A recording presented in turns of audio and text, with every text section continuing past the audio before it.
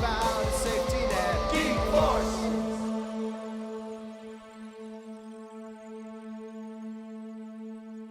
Hello and welcome to our Movie of the Year review. Yeah.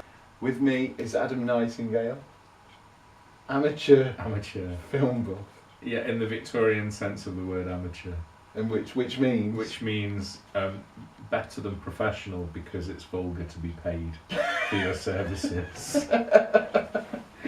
Because amateurs are independently wealthy and just do it for the sheer sport of it, and they don't have to vulgarise their talent by payment. So that's me, but without the independently wealthy.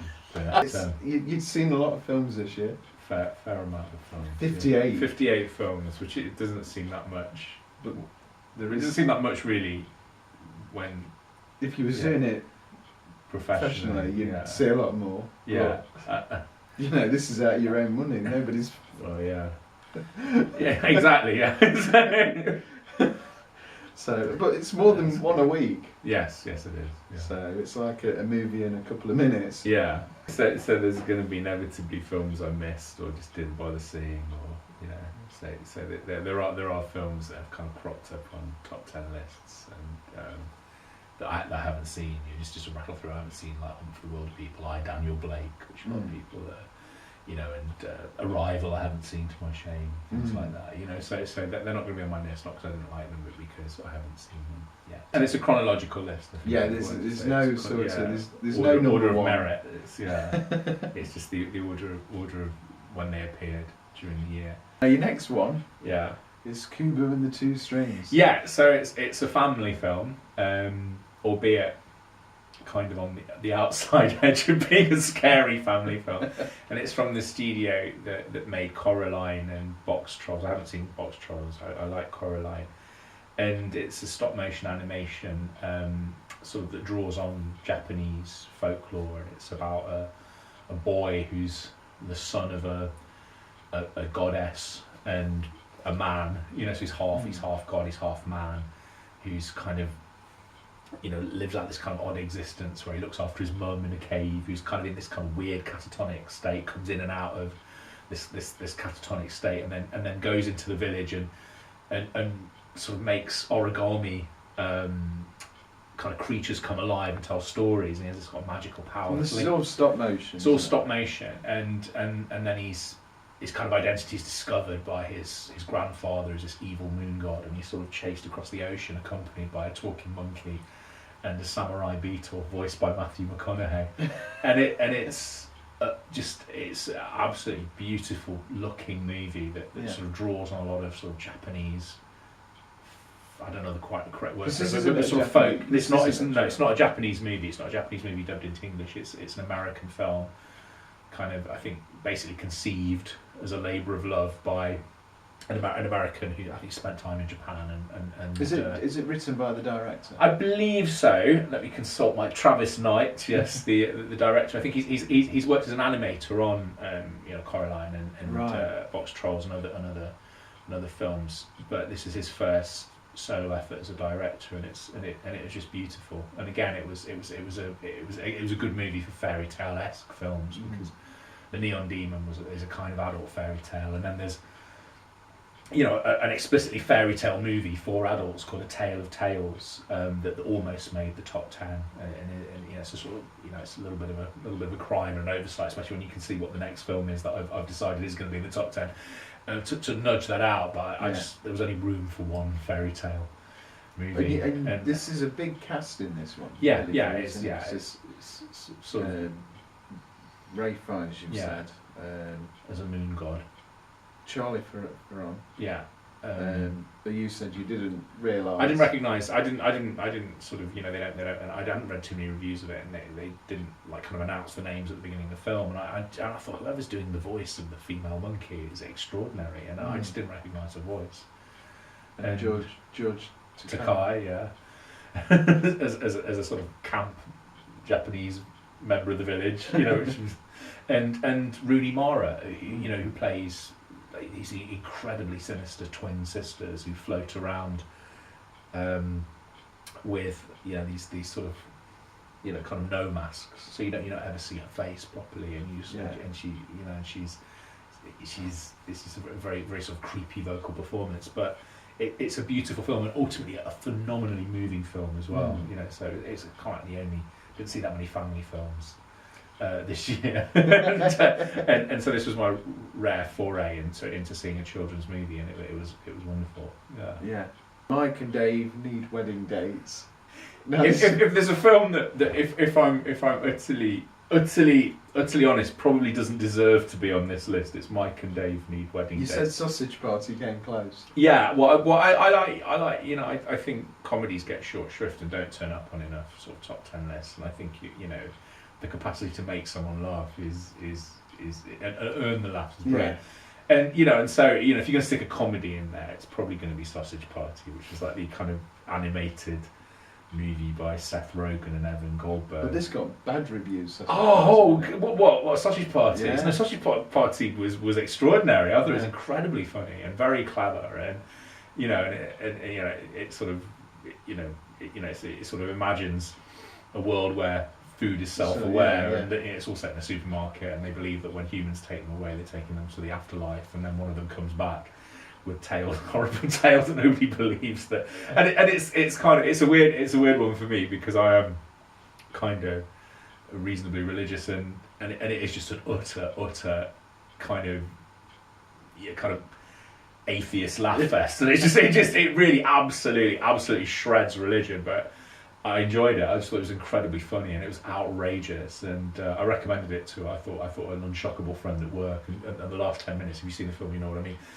It just utterly offended her. It was just like, it's just outrageous. But actually, two films, Sausage Party and sort of Whiskey Tango. I'll put in a little word for Whiskey Tango Foxtrot, you know, which was a Tina Fey film based on the memoirs of an Afghan war journalist, and it just surprised me as to how good it was. Sausage Party was a wonderful animated, very really bad reviews. I never read any of these bad reviews, and I don't think it deserved any of them. And I don't know. One joke film. I disagree with that. Making once you get over the concept of food, you know, being self-aware. Yeah, the one joke was just sort of penis jokes, really. Well, there are great penis jokes, but there are great jokes about race and religion and ethnicity. You know, all using. And I think this was it's Seth Rogen. Well, Seth Rogen and Evan Goldberg, and they have an interesting sort of not a sideline, interesting sort of a dimension to their career as sort of comedy writers and producers, because they seem to be quite interested in religion in a way, and they're both atheists, but they've made This Is the End, which was a very underrated comedy about the apocalypse coming, and how famous people he's got these actors playing themselves, how they will cope with it, which is badly, and then, you know, they brought the Preacher comics. You know, they've succeeded where many have failed. You know, so they're the ones responsible for sort of writing, producing, and adapting Preacher, which is very sort of interesting sort of take on sort of heaven and hell in Texas, and so they seem to be interested in sort of dissecting religion, and they come at it from atheists, but they come at it with a lot of good humour, a kind of degree of I suppose a degree of warmth, although they're ultimately very very very very sort of happy to kind of ridicule the conventions of religion and things like that, but and I think Seth Rogen was a big fan of Kevin Smith anyway. And he comes from. But Kevin Smith is you know, he believes. Yeah, he is. And I'm kind of, you know, in the Kevin Smith sort of part of this. I mean, I'm a churchgoer, but I love Sausage Party, and I could see that essentially. Don't tell people that. I was the target of a lot of its ridicule, but I just thought it was really funny, and it was just really funny take on, you know, just having a supermarket essentially as a sort of microcosm of the world. But it didn't make my list. Mike and Dave. Mike and Dave. We'll go back. Now this is that point where a film list becomes massively subjective, because Mike and Dave just sets the bar very low. It's a comedy. It just kind of, it really sets its bar a lot lower than the Sausage Party is it's quite ambitious. It sort of deals with the questions of existence and things like that in its own kind of really crude way, but very witty way. And Mike and Dave Needs Wedding Dates is basically about just two idiot brothers. Well, this is Zac Efron and Adam Devine, who plays like Bumper in the Pitch Perfect and movies. Zac Efron has sort of gone into these just party. Zac Efron, but he's great. He's great at sort of frat house party comedy, and they just play two really likable idiot brothers who, you know, in order to sort of make sure everyone's having a good time at weddings, end up kind of physically destroying them. And so the premise of the film is that they're given an ultimatum by their parents that they cannot come to their sister's wedding, who they adore, unless they bring respectable dates. And so they hook up with these two girls who are the female equivalents of them, pretending to be respectable, and you know, it all takes place on Hawaii, and it sets its bar very low, and it's kind of cheap and a little bit filthy, but the thing that I loved about it was the thing I love about these films, they're often criticised for, is actually quite sweet underneath. Yeah. But the reason that I put this in here is because it introduced me to the comic talents of Aubrey Plaza, who I'd never heard of, because I went to see it because I like the idea of the film. I like Anna Kendrick, who plays one of the girls. And I didn't know who this Aubrey Plaza was, because I'd never seen Parks and Recreation. And so if you've seen Parks and Recreation, you know exactly who she is. And Aubrey Plaza just steals the film off everybody. And, you know, so this is almost like a sideways vote for another film as well, because I sort of went on a bit of a Aubrey Plaza voyage of inquiry, and ended up watching this beautiful little indie comedy called Safety Not Guaranteed, where she just plays a very quiet, kind of odd indie girl who's, you know, investigating this for a paper. She's an intern at this magazine. She's investigating this guy who may or may not be able to time travel. You know, and I'm not, you know, and so this is a kind of sideways vote for a film that's inadmissible because it came out in 2012 by way of Mike and Dave Need Wedding Dates, because it just sort of made me an Aubrey Plaza fan, and so because of that, you know, just, you know, if Mike and Dave doesn't appeal, check out Safety Not Guaranteed. Traveling to the past, we found safety net.